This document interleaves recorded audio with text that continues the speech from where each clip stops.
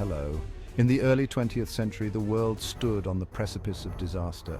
Europe, a continent teeming with ambition and riddled with tension, was a tinderbox waiting to explode.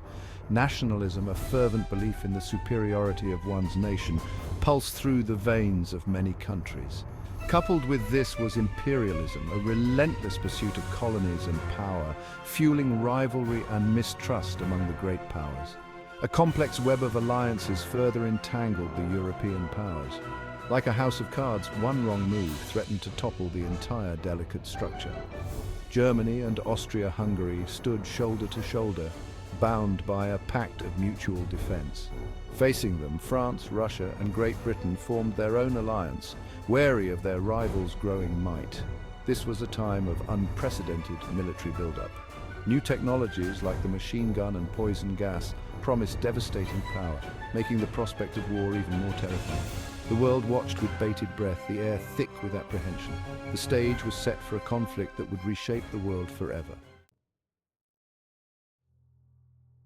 The assassination of Archduke Franz Ferdinand, heir to the Austro-Hungarian throne, and his wife Sophie on June 28, 1914, proved to be the catalyst for the eruption of this simmering tension. The assassination, carried out by a young Serbian nationalist in Sarajevo, Bosnia, sent shockwaves through Europe. Austria-Hungary, outraged and seeking retribution, held Serbia responsible.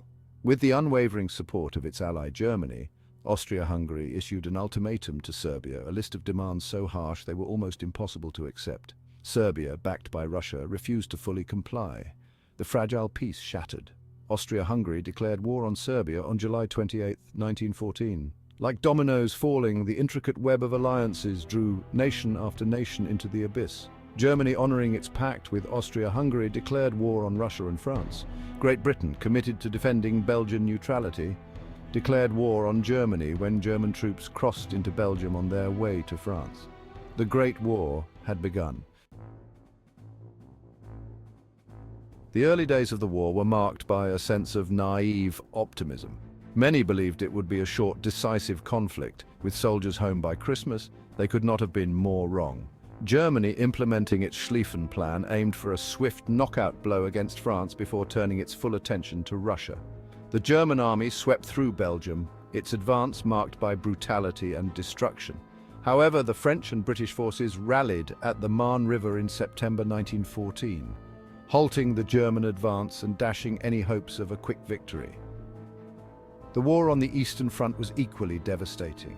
Massive battles raged between the Russian and Austro-Hungarian armies, resulting in staggering casualties on both sides. One such clash, the Battle of Tannenberg in August 1914, saw the Russians suffer a crushing defeat at the hands of the German army.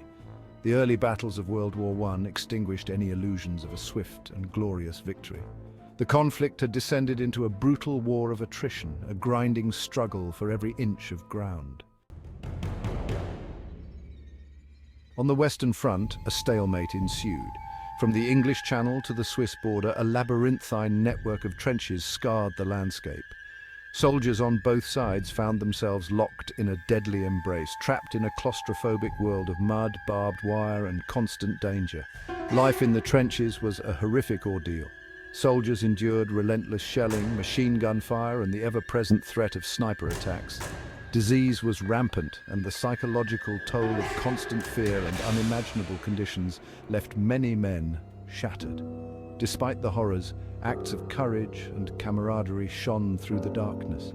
Soldiers formed deep bonds with their comrades, finding solace and support amidst the chaos. Yet the trench warfare of World War I remains a chilling testament to the brutality and futility of war. Section 5. A global conflict. Though the Western and Eastern fronts bore witness to some of the fiercest fighting, World War I was a truly global conflict. Battles raged in the Middle East, Africa, and Asia, drawing in colonies and reshaping empires. The Ottoman Empire, allied with Germany and Austria-Hungary, became a formidable foe in the Middle East. The Gallipoli campaign, an ill-fated attempt by the Allied powers to capture the Dardanelles Strait, resulted in heavy casualties for both sides. In Africa, colonial troops were drawn into the conflict, fighting for their European overlords in far-off lands. The war had become a global struggle, with its tendrils reaching into every corner of the world. Section 6, America enters the fray. For the first 3 years of the war, the United States remained neutral, officially adhering to a policy of isolationism.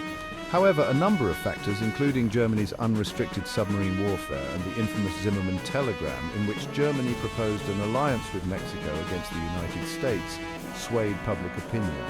In April 1917, the United States declared war on Germany, tipping the balance of power in favor of the Allies. The arrival of fresh American troops and resources provided a much-needed morale boost to the war-weary Allies. The American Expeditionary Forces, led by General John J. Pershing, played a crucial role in the final offensives of the war. Section 7. The war to end all wars, or was it? By 1918, after more than 4 years of unimaginable bloodshed, both sides were exhausted. Germany, facing mounting casualties and dwindling resources, found itself on the defensive.